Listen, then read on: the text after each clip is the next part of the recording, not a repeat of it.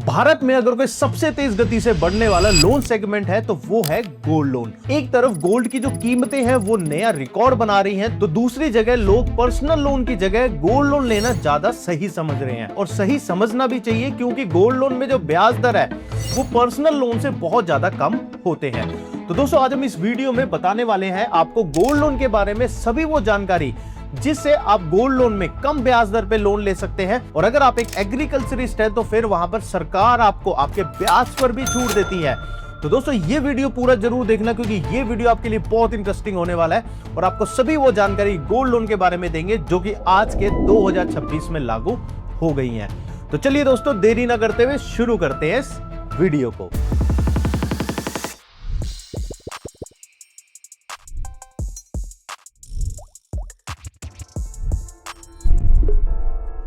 नमस्कार दोस्तों, मैं हूं अनिल स्वामी, आपका बैंकर दोस्त, और इस चैनल पर हम वो बातें बताते हैं जो कि आपको कोई भी बैंक वाला नहीं बताता है। तो सबसे पहले तो दोस्तों चैनल को सब्सक्राइब कर लीजिए। और अब आपको बताते हैं कि ये गोल्ड लोन आखिरकार क्या होता है।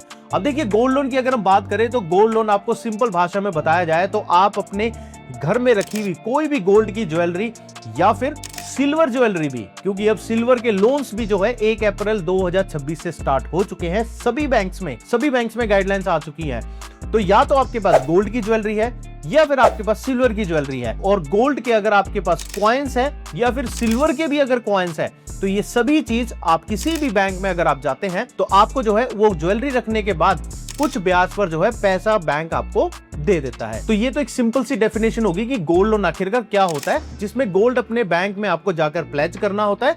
और यहाँ पर गोल्ड जो बैंक में आप रखते हैं वो कभी भी बैंक जो है सेल नहीं करता है तब तक जब तक आपका लोन एनपीए नहीं होता है। अब दोस्तों, इसके बाद बात करते हैं कि कौन कौन से गोल्ड और सिल्वर के आर्टिकल्स आप बैंक में जाकर रख सकते हैं। अब देखिए, अगर आपके पास कोई भी गोल्ड या सिल्वर का नेकलेस है, कोई भी चेन है, कोई भी कड़ा है, या फिर कोई भी इयररिंग्स या फिर आपके पास रिंग्स है, तो ये सभी जितनी भी ज्वेलरीज हैं, और साथ ही अगर आपके पास गोल्ड या सिल्वर के कॉइन्स हैं, तो वो भी जो है आप बैंक में रखकर आप बैंक से जो है पैसा ले सकते हैं। लेकिन इसमें जो कंडीशन रहती है वो ये है कि कुछ बैंक जो है 20 कैरेट और उससे अबव की ज्वेलरी एक्सेप्ट करते हैं, तो कुछ बैंक जो है 22 कैरेट या उससे अबव की ज्वेलरी एक्सेप्ट करते हैं। और अगर हम कॉइन्स की बात करें तो कॉइन में आप अगर गोल्ड कॉइन किसी भी बैंक में रखना चाहे तो वहां पर आप 50 ग्राम से ऊपर का कोई भी गोल्ड कॉइन आप नहीं रख सकते हैं, क्योंकि 1 अप्रैल 2026 से अपडेटेड गाइडलाइंस आ चुकी हैं। उसके मुताबिक 50 ग्राम से ऊपर का गोल्ड कॉइन कोई भी बैंक एक्सेप्ट नहीं करेगा सिक्योरिटी के तौर पे। आप जो है 50 ग्राम का गोल्ड कॉइन, और अगर सिल्वर कॉइन आपके पास या ब्रिक आपके पास है तो सिल्वर कॉइन या ब्रिक आप 500 ग्राम से ऊपर की बैंक में नहीं रख सकते हैं। और इसी के साथ अगर आपके पास ऐसी ज्वेलरी है जो कि गोल्ड प्लेटेड ज्वेलरी है या फिर आर्टिफिशियल ज्वेलरी है या फिर आपके पास कोई प्रीशियस स्टोन्स हैं, तो वो भी बैंक में कभी भी आप नहीं रख सकते, क्योंकि आरबीआई उन चीजों को अलाउ नहीं करता है। और गोल्ड और सिल्वर ज्वेलरी रखने की जो लिमिट है मैक्सिमम, वो है गोल्ड की 1 kg की और सिल्वर की है 10 kg की। यानी कि एक पर्सन बैंक में मैक्सिमम 1 किलो का गोल्ड और 10 किलो की सिल्वर ज्वेलरी या फिर कॉइन्स रखकर जो है आप बैंक से पैसा ले सकते हैं। अब इसके बाद बात करते हैं कि लोन कितना मिलेगा आपको। अब देखिए, लोन मिलने की जो कैलकुलेशन है उसके लिए सबसे पहले तो बैंक जो है आपके ज्वेलरी का असेसमेंट करवाता है। और ज्वेलरी का जो असेसमेंट किया जाता है वो बैंक के एम्पेनल्ड गोल्ड असेर के द्वारा किया जाता है। गोल्ड का असेर बैंक में आता है, आप अपनी ज्वेलरी उनके सामने रखते हैं, वो अपनी असेइंग करता है और वो बताता है कि उस ज्वेलरी में से कितनी ज्वेलरी 18 कैरेट की है, कितनी 20 कैरेट की है, कितनी 22 कैरेट की है और कितनी 24 कैरेट की है। और वही असेर बताता है इनमें से सारी ज्वेलरी या तो असली है या फिर अगर कोई आर्टिफिशियल ज्वेलरी है तो उनको वो साइड कर देता है। तो ये सारा प्रोसेस करने के बाद एक रिकॉर्ड में लिखा जाता है कि कितनी ग्राम की आपकी ज्वेलरी है, उसकी कितनी प्योरिटी है, और उसके हिसाब से उस गोल्ड की एक मार्केट वैल्यू निकाली जाती है। और वो मार्केट वैल्यू निकालने के बाद फिर बैंक जो है उसके अगेंस्ट में आपको लोन देता है। अब आपकी गोल्ड ज्वेलरी अगर 2.5 लाख रुपए तक की है तो बैंक आपको आपकी 2.5 लाख की ज्वेलरी का मैक्सिमम 85% आपको वहां पर पैसा दे देगा। इसके बाद अगर आपकी ज्वेलरी की कीमत 2.5 लाख से लेकर 5 लाख रुपए तक है तो बैंक आपकी गोल्ड और सिल्वर ज्वेलरी का मैक्सिमम 80% आपको पैसा दे देगा। और इसके बाद आपकी ज्वेलरी की वैल्यू अगर 5 लाख से ऊपर है तो फिर उस केस में बैंक आपको मैक्सिमम 75% आपको पैसा देने के लिए हकदार है। लेकिन यहाँ पर एक चीज ध्यान रखना है कि मैक्सिमम लिमिट जो है वो है 1 किलो गोल्ड ज्वेलरी के लिए और 10 किलो है सिल्वर ज्वेलरी के लिए। अब हम बात करते हैं बहुत इंपॉर्टेंट पॉइंट की कि आखिरकार गोल्ड लोन कहां से लेना चाहिए। आप देखिए गोल्ड लोन लेने के लिए आपके पास कई सारे ऑप्शंस हैं। आपके पास जो है बैंक्स भी हैं, आपके पास एनबीएफसीज भी हैं और आपके पास लोकल ज्वेलर्स भी हैं। अब देखिए बैंक्स में जो है गवर्नमेंट बैंक्स भी आ जाते हैं, प्राइवेट बैंक्स भी आ जाते हैं। अब अगर आप किसी भी बैंक में जाएंगे तो वहां पर अगर आप रेट ऑफ इंटरेस्ट कंपेयर करेंगे तो वो रेट ऑफ इंटरेस्ट आपको बहुत ज्यादा कंफर्टेबल मिलने वाला है। अब ये आपका रेट ऑफ इंटरेस्ट स्टार्ट हो जाता है 8.5 से लेकर 10% तक। और यहां पर अगर आप बैंक से गोल्ड के अगेंस्ट में लोन लेते हैं तो वहां पर आपका डॉक्यूमेंटेशन भी कम होता है और जो आपके प्रोसेसिंग और अदर चार्जेस होते हैं वो भी कहीं ना कहीं कम होते हैं। और बैंक्स में गोल्ड ज्वेलरी रखने का सबसे ज्यादा फायदा ये होता है कि बैंक्स की जो ब्रांचेस होती हैं वो सबसे ज्यादा सेफ होती हैं। इन केस अगर कोई भी फ्यूचर में कुछ भी मिस हैपनिंग बैंक के साथ होती है तो उन केसेस में बैंक की ब्रांचेस कहीं ना कहीं ज्यादा सेफर होती है। इसके बाद दोस्तों जो दूसरा ऑप्शन आ जाता है वो आता है एनबीएफसी का, जिसमें बहुत सारी एनबीएफसी आ जाती है, जिसमें मुथूट फाइनेंस भी आ जाता है, मन्नपुरम फाइनेंस भी आ जाता है और इस तरह से बहुत सारी एनबीएफसी हैं जो कि आती हैं, जो कि आपको गोल्ड लोन देती हैं। और वहां पर गोल्ड लोन का जो रेट ऑफ इंटरेस्ट है आपको मिलता है 9.5 से लेकर 24% तक। तो अगर आपको कोई भी बैंक अगर गोल्ड लोन नहीं दे रहा है तो वहां पर आप एनबीएफसी के पास जा सकते हैं। लेकिन मेरा जो पर्सनल सजेशन है वो यही है कि सबसे पहले किसी बैंक में जाए, क्योंकि वहां पर आपको रेट ऑफ इंटरेस्ट और जो अदर चार्जेस है वो भी कहीं ना कहीं कंफर्टेबल मिलेंगे। हाँ, ये बात सच है कि बैंक्स थोड़ा सा समय लगा सकते हैं, लेकिन एक दिन से ऊपर कोई भी नहीं लगाता है बैंक, सेम डे आपको गोल्ड लोन वहां पर मिल जाता है। और वहीं पर एनबीएफसीज की बात करें तो एनबीएफसीज में थोड़ा सा जल्दी लोन मिल जाएगा, लेकिन इतने ज्यादा ब्याज पर पैसा उठाने में आपको कोई भी फायदा नहीं होने वाला है। लेकिन एनबीएफसीज में आप ये चीज ध्यान रखें कि वहां पर ब्याज के साथ जो है आपको डॉक्यूमेंटेशन और जो प्रोसेसिंग चार्जेस है वो भी आपके कुछ ज्यादा ही हायर साइड में रहते हैं। और तीसरा दोस्तों आपके पास ऑप्शन हो गया लोकल ज्वेलर, जो कि हमेशा हमारे पास ऑप्शन ओपन रहता है। वो ऑप्शन भी आप एक्सप्लोर कर सकते हैं, लेकिन मेरे ख्याल से सबसे पहले बैंक को आपको एक्सप्लोर करना चाहिए, उसके बाद एनबीएफसीज एंड उसके बाद जो है लोकल ज्वेलर्स। अब इसके बाद दोस्तों बात करते हैं नए 2026 के गोल्ड लोन रूल्स के बारे में, जो कि आरबीआई ने 1 अप्रैल 2026 से इंप्लीमेंट कर दिए हैं। अब देखिए इस नए रूल के मुताबिक जिस तरह से पहले आपका इनकम का असेसमेंट नहीं किया जाता था, अब वहां पर आपके इनकम का असेसमेंट किया जाता है और साथ ही आपके लिए गोल्ड लोन लेना बहुत ही ज्यादा टफ हो गया। अब टफ का मतलब अब ये गोल्ड लोन टफ इसलिए हुआ है क्योंकि इसमें एक नई गाइडलाइंस आरबीआई लेकर आ चुका है। अब इस नई गाइडलाइन के मुताबिक क्या है आपको एक एग्जांपल के तौर पर बताते हैं। अब मान लीजिए कि एक आम आदमी है जिसका नाम है रोहित। वो रोहित एक जॉब करता है जिसकी महीने की तनख्वाह है 1 लाख रुपए की। अभी उसके सर पर एक होम लोन चल रहा है जो कि 40 लाख रुपए का है, जिसकी ईएमआई वो हर महीने 40,000 रुपए दे रहा है। इसी के साथ उसके पास कार लोन भी चल रहा है जो कि 20 लाख रुपए का है, उसकी ईएमआई वो 25,000 रुपए दे रहा है। और अब उसको क्योंकि पैसे की जरूरत है तो उसने सोचा कि अब वो गोल्ड किसी बैंक में रखकर लोन ले ले। अब वो जब किसी बैंक में गोल्ड रखकर लोन लेने की कोशिश करता है तो बैंक उससे सबसे पहले कहता है कि आप अपनी इनकम टैक्स रिटर्न दीजिए। और उस इनकम टैक्स रिटर्न में बैंक देखता है कि उसकी अगर 1 महीने की सैलरी के हिसाब से अगर उस इनकम टैक्स रिटर्न भरी है तो बैंक जो है रीपेइंग कैपेसिटी देखता है कि अगर 1 लाख की उसकी इनकम है, 40,000 रुपए अगर वो होम लोन की ईएमआई दे रहा है और 25,000 रुपए अपनी कार लोन की ईएमआई दे रहा है, तो उसके पास बचा हुआ है 35,000 रुपए। तो क्या वो अपने 35,000 रुपए से अपने जो गोल्ड लोन जो वो लेना चाह रहा है, क्या इसकी वो ईएमआई या ब्याज वो भर सकता है या नहीं भर सकता है, जो कि ये असेसमेंट अब तक नहीं किया जाता था। अभी तक आप किसी भी बैंक में अगर आप गोल्ड लोन लेने जाते थे तो वहां पर सिंपली आपको गोल्ड अपना लेकर जाना होता था और बैंक जो है उसके अगेंस्ट में वैल्यू निकालकर आपको पैसा दे देता था। लेकिन अब जो है बैंक गोल्ड की असेसमेंट के साथ आपकी रीपेइंग कैपेसिटी भी यहाँ पर देखता है। तो इसीलिए अब देखा जा रहा है कि 2026 में जो गोल्ड लोन की ग्रोथ है वो कहीं ना कहीं पिछले साल के मुकाबले थोड़ी सी कम यहाँ पर हुई है। और कम होने के पीछे सबसे बड़ा रीजन यही है क्योंकि हमारे भारत के जो लोग हैं यहाँ पर गोल्ड लोन तब लिया जाता है जब उनके पास कोई भी रिजॉर्ट नहीं होता है। यानी कि अगर कोई भी एक आम इंसान अगर कर्जे में डूब गया है और उसके पास अगर गोल्ड रखा हुआ है तब वो जाकर बैंक में जाकर अपना गोल्ड रखता था और वहां से पैसा उठा लेता था।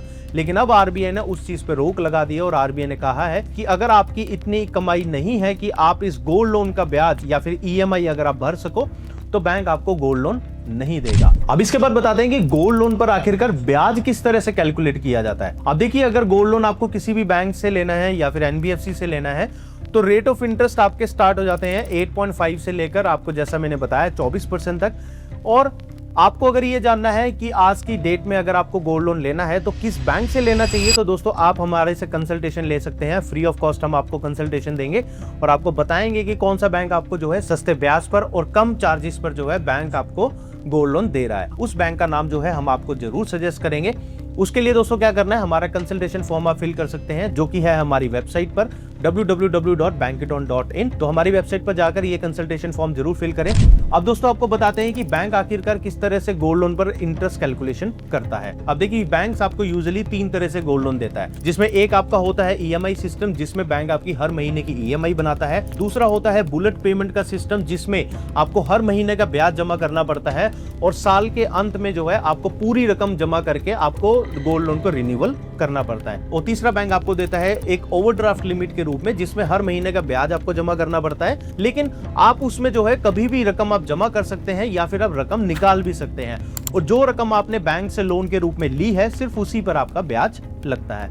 अब ये तीनों स्कीम्स में जो रेट ऑफ इंटरेस्ट है वो थोड़ा सा डिफर हो सकता है 0.25 या 0.5% से, क्योंकि ये स्कीम स्पेसिफिक है। अगर आप ओडी लिमिट लेंगे तो हो सकता है उसमें थोड़ा सा ज्यादा ब्याज हो, लेकिन अगर आप टर्म लोन लेंगे तो हो सकता है उसमें थोड़ा सा कम हो। तो ये आपको बैंक से पता कर लेना कि ब्याज कितना कौन सी स्कीम में है। अब अगर हम कैलकुलेशन की बात करें तो कैलकुलेशन बैंक इस तरह से करता है। मान लीजिए किसी भी बैंक से अगर आपने 1 लाख रुपए का गोल्ड लोन ले लिया और उस पर 9% का ब्याज आपका लगने वाला है। अब ये जो 9% का ब्याज है ये साल का ब्याज है, तो बैंक क्या करेगा 1 लाख गुना 9 और डिवाइड बाय 100। अब इसका जो ब्याज बना यानी कि 9,000 रुपए का ब्याज बना, तो वो 9,000 रुपए का ब्याज आपसे बैंक जो है साल में लेगा, लेकिन ये ब्याज आपका हर महीने आपका डिस्ट्रीब्यूट हो जाएगा। अब आप मान लीजिए कि आपने बुलेट पेमेंट से जो है आप अपना लोन जमा करेंगे, तो वहां पर हर महीने का ब्याज आपको देना पड़ेगा। तो 9,000 डिवाइड बाय 12 यानी कि हर महीने आपको 750 रुपए का ब्याज आपको जमा करना पड़ेगा। और साल के अंत में जो है फिर आपको 1 लाख रुपए पूरा जमा करना पड़ेगा ताकि आपका लोन दोबारा रिन्यूअल हो सके। तो इस तरह से आपका इंटरेस्ट का सिस्टम चलता है। और इसी तरह से मान लीजिए आपने किसी बैंक से ओवरड्राफ्ट लिमिट ली है, तो आप जितनी लिमिट आप यूटिलाइज करेंगे उस पर आपका 9% का ब्याज आपका कैलकुलेट होगा। तो मान लीजिए आपने 5 लाख रुपए की लिमिट ले ली, तो 5 लाख गुना 9 डिवाइड बाय आपका हो जाएगा 1200, यानी कि 12 महीने इंटू आपका 100। इसको भी एग्जांपल से अगर हम समझ ले कि आपने मान लीजिए आपने 1 लाख रुपए की ओवरड्राफ्ट लिमिट ले ली, तो आपका वहां पर भी अगर आप 1 लाख की पूरी लिमिट आप यूटिलाइज कर लेते हैं तो आपको उस महीने 750 का ब्याज आपको देना है। और इसी तरह से मान लीजिए आपने अगले महीने 50,000 रुपए जमा कर दिए, अगले महीने जो आप पर ब्याज लगेगा वो सिर्फ 50,000 रुपए की लिमिट पर ही लगने वाला है। तो इस तरह से जो है आपका ये इंटरेस्ट कैलकुलेशन गोल्ड लोन पर होता है। लेकिन गोल्ड लोन जब भी आप किसी भी बैंक से लेते हैं तो वो हर साल रिन्यूअल आपका होता है, और जब आप रिन्यूअल करते हैं तो उस टाइम में अगर गोल्ड की वैल्यू ज्यादा होती है तो आप जो अपने गोल्ड लोन का जो अमाउंट है वो आप इंक्रीज भी कर सकते हैं, और गोल्ड की वैल्यू अगर घट जाती है तो उस केस में कुछ पैसा आपको अपनी पॉकेट से पे भी करना पड़ सकता है। अब आपको वो चीजें बताते हैं जो कि आपको बहुत ज्यादा ध्यान रखनी है किसी भी बैंक से गोल्ड लोन लेते समय। सबसे पहले दोस्तों किसी भी बैंक से गोल्ड लोन ले तो वहां पर ये ध्यान रखें कि जो आपका गोल्ड का असेइंग होने वाला है, यानी कि आपके गोल्ड की जो असेसमेंट की जाने वाली है बैंक के एम्पैनल्ड असेर के द्वारा, वो हमेशा कैमरे के अंदर होनी चाहिए, क्योंकि आरबीआई की गाइडलाइन भी यही कहती है कि गोल्ड का असेसमेंट हमेशा कैमरे के अंदर होना चाहिए, ताकि कोई भी गड़बड़ी होती है तो वो बैंक को पता लग सके। तो इस चीज का ध्यान रखना है कि आपकी असेसमेंट हमेशा कैमरे के अंडर हो। दूसरी चीज, जब भी आप गोल्ड लोन ले तो वहां पर बैंक आपका गोल्ड रखने से पहले आपको गोल्ड आपके सामने चेक करवाएगा कि कितने ग्राम का गोल्ड है, क्योंकि असेसमेंट आपके सामने ही की जाएगी। और सारी असेसमेंट करने के बाद बैंक आपको एक रिसिप्ट देगा जिसमें बैंक आपको लिख कर देगा कि कौन कौन सी ज्वेलरी कितने ग्राम की, कितने कैरेट की और कितनी कीमत की आपने हमारे पास रखी है। और वो रिसिप्ट आपको बैंक अपनी बैंक की स्टैंप लगा के और साइन करके देगा। तो वो रिसिप्ट आपको बहुत ज्यादा संभाल के रखनी है, क्योंकि कल को कोई भी इंसिडेंस अगर बैंक में हो जाता है तो आपके पास प्रूफ होना चाहिए कि आपने कितने अमाउंट की ज्वेलरी आपने बैंक में रखी है। और इस रिसिप्ट का ये भी फायदा है कि जब आप बैंक के पास जाते हैं अपने लोन को क्लोज करवाने के लिए या फिर रिन्यूअल करवाने के लिए, तो उस टाइम में भी बैंक आपसे ये रिसिप्ट मांगता है। तो ये रिसिप्ट आपका हक है और आपको इस रिसिप्ट को संभाल कर बहुत ज्यादा रखना है। और इसी के साथ आपको यह भी ध्यान रखना है कि जब बैंक आपको लोन देगा तो लोन देते वक्त आपसे बैंक की फैक्ट स्टेटमेंट साइन करवाएगा। अब देखिए, की फैक्ट स्टेटमेंट एक ऐसी स्टेटमेंट है जो कि आरबीआई ने रिसेंटली इंट्रोड्यूस की है, और आरबीआई कहता है कि जो भी लोन के जो इंपॉर्टेंट नियम है वो उस की फैक्ट स्टेटमेंट में लिखे जाए। तो उस की फैक्ट स्टेटमेंट में आपको सारी चीज मिल जाएंगी, कितने का लोन ले रहे हैं, कौन सी ज्वेलरी आपने रखी है, कितना ब्याज लिया जाएगा, क्या फोरक्लोजर चार्जेस रहेंगे, क्या प्रीपेमेंट चार्जेस रहेंगे, और जो भी टर्म्स कंडीशन है वो सभी चीज उस की फैक्ट स्टेटमेंट में बहुत ही सिंपल से वर्ड में लिखी जाएंगी। तो की फैक्ट स्टेटमेंट आप संभाल के अपने पास जरूर रखें और साइन करके आप बैंक को फिर दे दें, लेकिन उसकी कॉपी अपने पास आप जरूर रखें। इसके बाद दोस्तों ये चीज ध्यान रखें कि हर महीने जो आपका गोल्ड लोन में आपका ब्याज लगने वाला है वो आप जरूर जमा करें, क्योंकि 3 महीने अगर आपका गोल्ड का इंटरेस्ट अगर आपका ड्यू हो जाता है तो आपका गोल्ड लोन हो जाएगा एनपीए और उसके बाद बैंक आपकी जो ज्वेलरी है उसको ऑक्शन कर देगा। तो वहां तक सिचुएशन नहीं पहुंचनी चाहिए। हर महीने ब्याज आप टाइम पर जमा करें। और उसके बाद दोस्तों आखिरी में ध्यान रखें कि जब आप अपना गोल्ड लोन बंद करेंगे बैंक में, तो बैंक आपको जो पैकेट आपको वापस करेगा तो वो आपको सामने ओपन करके दिखाएगा कि आप यही ज्वेलरी आपने हमारे पास डिपॉजिट की थी। तो वो आप ज्वेलरी ध्यान रखें कि आप जब बैंक से लीव करें यानी कि बैंक से बाहर जाएं तो आप जो है अपने इंश्योर कर लें कि आपको आपकी ज्वेलरी पूरी प्रॉपर आपको मिल चुकी है। और इसी के साथ दोस्तों एक चीज मैं जो आपको बताना भूल गया वो ये है, जब आप ज्वेलरी बैंक में डिपॉजिट करेंगे तो उस समय आप ज्वेलरी की फोटोग्राफ आप अपने पास जरूर रख लें, क्योंकि वो चीजें भी कई बार जो है कुछ केसेस में आपको काम आ जाती है। अब इसके बाद दोस्तों आखिरी में आपको बताते हैं कि गोल्ड लोन में जो एग्रीकल्चर स्कीम है उसमें किस तरह से आपको लोन लेना है। अब देखिए, जब भी आप किसी भी बैंक से गोल्ड लोन लेंगे तो वहां पर आपको 3 तरह के सेगमेंट आपको मिलेंगे। सबसे पहला मिलेगा रिटेल सेगमेंट, दूसरा मिलेगा एमएसएमई सेगमेंट और तीसरा मिलेगा एग्रीकल्चर सेगमेंट। अब देखिए, अगर आप एग्रीकल्चरिस्ट हैं, आपके पास कितनी भी थोड़ी बहुत भी जमीन है अगर आपके पास एग्रीकल्चर की, तो आप क्या कर सकते हैं, आप जो है गोल्ड लोन एग्रीकल्चर स्कीम में ले सकते हैं। अब एग्रीकल्चर स्कीम में आपको फायदा क्या है कि सबसे पहले जो है आपका वहां पर जो ब्याज लगता है वो बहुत ही ज्यादा कम होता है। अब मान लीजिए आप रिटेल या एमएसएमई स्कीम में अगर आप गोल्ड लोन लेते हैं तो वहां पर आपका ब्याज 8.5 से 10% तक आपका होता है, लेकिन अगर आप वहीं पर एग्रीकल्चर स्कीम में लेते हैं तो वहां पर आपका ब्याज रहता है 7% का, और ये 7% का ब्याज लगता है आपका 3 लाख तक के लोन पर। तो 3 लाख तक का अगर गोल्ड लोन लेना है एग्रीकल्चर स्कीम में तो आपको बैंक को प्रूव करना पड़ेगा, जमीन का रिकॉर्ड देना पड़ेगा कि मैं एग्रीकल्चरिस्ट हूं, और वो प्रूव देने के बाद बैंक आपको 7% पर गोल्ड लोन आपको दे देगा। और उसी गोल्ड लोन पे एक चीज बहुत इंपॉर्टेंट कि गवर्नमेंट भी जो है आपको हर साल इंटरेस्ट सबवेंशन 3% का आपको देती है, यानी कि जो 7% का ब्याज लगने वाला है उसमें 3% आपको हर साल आपको जो है इंटरेस्ट जो है रिवर्स गवर्नमेंट की तरफ से हो जाएगा। तो सबसे बड़ा फायदा एग्रीकल्चर स्कीम में गोल्ड लोन लेने का यही है। तो दोस्तों ये चीज ध्यान रखें कि एग्रीकल्चर स्कीम में अगर आप एलिजिबल होते हैं तो आप उस स्कीम में जो है आप गोल्ड लोन जरूर लें। तो दोस्तों ये सब था आज गोल्ड लोन के बारे में, और दोस्तों उम्मीद करते हैं आपको ये वीडियो पसंद आया होगा। अगर ये वीडियो दोस्तों पसंद आया हो तो इस बैंकर दोस्त को प्यार दें, इस चैनल को सब्सक्राइब करके नीचे कमेंट बॉक्स में थैंक यू जरूर लिखें, और अगर आपके मन में कोई भी सवाल है तो नीचे कमेंट बॉक्स में आप लिख सकते हैं, मैं आपको जवाब जरूर दूंगा। या फिर अगर आपको मेरे से बात करने की आपको जरूरत महसूस होती है तो आप मेरे से बात कर सकते हैं फैन कॉल ऐप पे, उसका लिंक भी दोस्तों नीचे डिस्क्रिप्शन बॉक्स में मिल जाएगा। आप मेरे से बात कर सकते हैं फैन कॉल ऐप पे ऑडियो और वीडियो कॉल के द्वारा। तो दोस्तों ये सब था आज गोल्ड लोन के बारे में। ये वीडियो पसंद आया हो तो इस वीडियो को लाइक करके ढेर सारा प्यार दीजिए और इस वीडियो को सभी के साथ शेयर जरूर कीजिए। धन्यवाद।